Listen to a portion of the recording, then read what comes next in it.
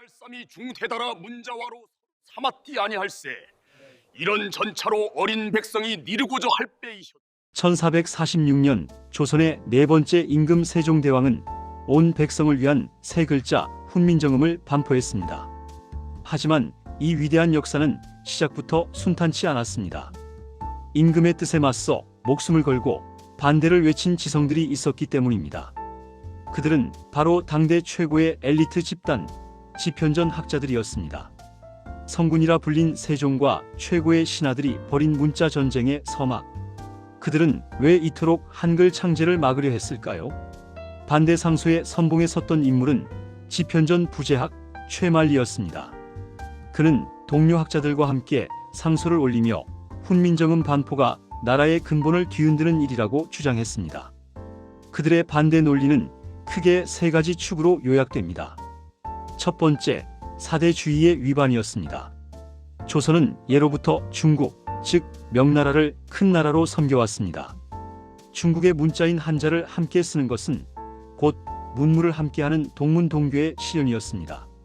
하지만 조선만의 새로운 문자를 만드는 행위는 스스로 오랑캐의 나라로 전락하는 것이며 중국의 심기를 불편하게 만들 수 있다는 것이 그들의 가장 큰 두려움이었습니다.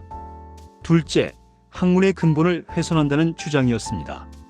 조선의 지식 기반은 성리학이었고 성리학은 오직 어려운 한문을 통해서만 깊이를 얻을 수 있다고 믿었습니다. 최만리는 만약 27자의 언문, 한글의 당시 명칭만으로도 입신할 수 있다면 누가 고심하여 성리학의 어려운 학문을 배우려 하겠느냐? 라고 반문했습니다. 그들에게 쉬운 글자는 학문의 수위를 낮추는 치명적인 독이었습니다. 이들의 반대에는 표면적인 논리 뒤에 숨겨진 또 하나의 이유, 바로 지식 독점의 상실에 대한 두려움이 있었습니다. 당시 조선 사회에서 한자 문해력은 곧 권력이었습니다.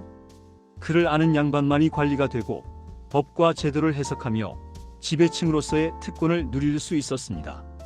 백성들은 글을 몰랐기 때문에 억울한 일이 있어도 소송 문서조차 직접 작성할 수 없었고 모든 정보를 양반에게 의존해야 했습니다. 그런데 훈민정음은 너무나 쉬웠습니다.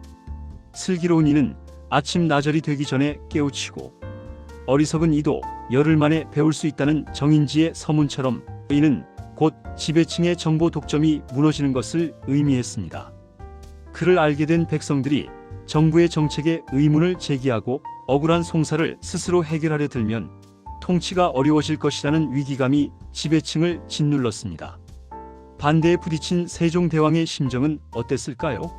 세종은 창제 사실을 비밀리에 진행할 만큼 반발을 예상했지만 막상 상소를 접하자 격렬하게 분노했습니다. 최만리가 백성들의 억울함은 관리의 자질 문제이지 글자 문제가 아니다라고 주장하자 세종은 분노를 감추지 못하고 직접 반박했습니다. 세종은 내가 이르기를 이들을 사용해도 아무 문제가 없다 하였는데 만일 백성들의 송사에 억울한 점이 있다면 누가 능히 쉬운 말로 풀이해 줄 수 있겠느냐? 또 내가 만든 글자이들을 고친다 하여 무엇이 해롭단 말이냐?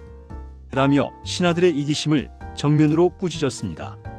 결국 세종은 최만리 등을 의금부에 가두는 강경책까지 동원했습니다.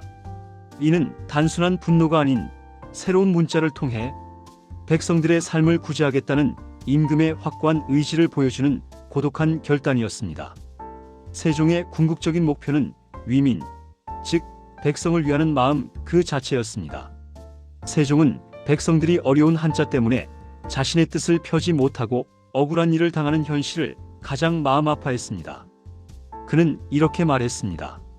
나라의 말이 중국과 달라 문자와 서로 통하지 아니하므로 어리석은 백성이 말하고 싶은 바가 있어도 마침내 그 뜻을 펼 수 없는 자가 많다. 내가 이를 불쌍히 여겨 새로 28자를 만드노니 사람들로 하여금 쉬이 익혀 날마다 쓰는데 편하게 하고자 할 따름이니라. 신하들이 오랑캐 문자라며 천대했던 이 세 글자는 백성들의 삶에 혁명적인 변화를 가져왔습니다.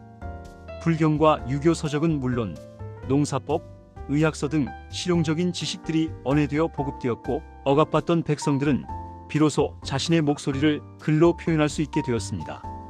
훈민정음은 단지 새로운 문자가 아니었습니다. 그것은 지배층의 반대를 뚫고 백성의 인권을 존중하며 나라의 주체적인 문화를 확립하려 했던 성군 세종의 위대한 철학이었습니다. 만약 당대 지성들의 반대가 성공하여 훈민정음이 빛을 보지 못했다면 지금 우리의 세상은 얼마나 달랐을까요? 580여 년이 지난 지금 한글은 세상에서 가장 과학적이고 배우기 쉬운 문자로 인정받고 있습니다. 그 반대 상소는 세종의 위민 정신이 얼마나 위대했는지 역설적으로 증명하는 역사적 증거로 남아 있습니다.